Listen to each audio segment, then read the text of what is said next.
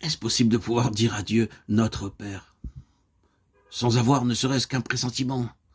Fait l'expérience de ce que c'est que d'être le fils ou la fille de quelqu'un, de ne pas être seulement le fruit d'un hasard ou d'une nécessité, de l'aléatoire rencontre d'un ovule et d'un spermatozoïde.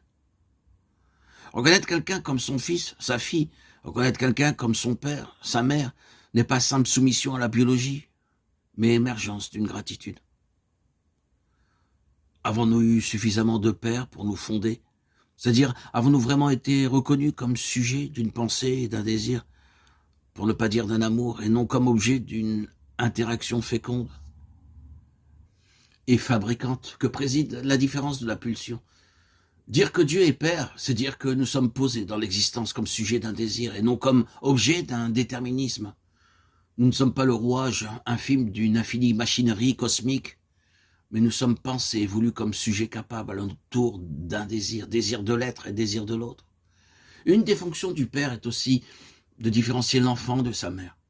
Il le sauve de la fusion-confusion imaginaire où l'enfant ne serait que l'appendice et le prolongement de la mère. La fonction du Père trinifié. L'enfant n'est plus l'objet de la gestation maternelle, sa chose symbolisée par le nom propre qui lui est donné. Il devient l'enfant d'une relation, d'une alliance entre un homme et une femme. Et cela suppose de la part du Père plus qu'une voix, une parole. Il n'est de Père qu'avec la parole. Sans parole, il y aurait un géniteur sans doute, mais nul ne peut se dire Père et être reconnu comme tel s'il en assume la responsabilité, confirmant par là l'autre comme son fils ou sa fille. C'est parfois cette parole qui manque à certains enfants et adultes, cruellement.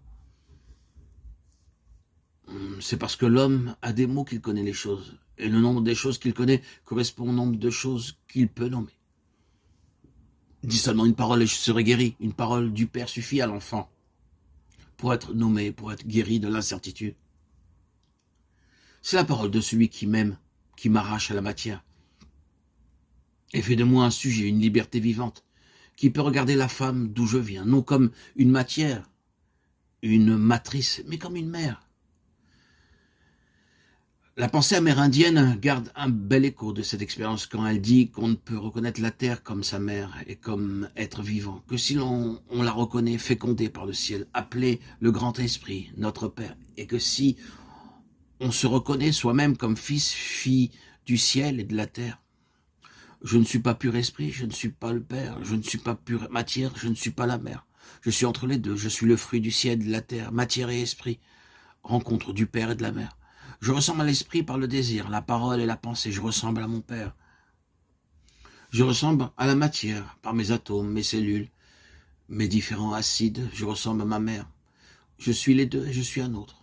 J'ai ma vie propre, debout, je marche entre le ciel et la terre, mais je suis poussière et je retournerai à la poussière. Il faut que le monde sache que j'aime ma mère, je suis lumière, je retournerai à la lumière. Il faut que le monde sache que j'aime mon Père. Par analogie, on dit que la fonction du Père céleste, c'est de nous différencier de la matrice, de la matière, de la grande mère et de toutes ces nostalgies fusionnelles qui parfois nous traversent. Le nom du Père nous invite à nous différencier du grand tout, d'émerger de la grande nature et à nous poser comme sujet au milieu d'elle, non pour nous en séparer, mais pour entrer dans une relation nouvelle avec elle. Relation non de causalité, mais de filialité.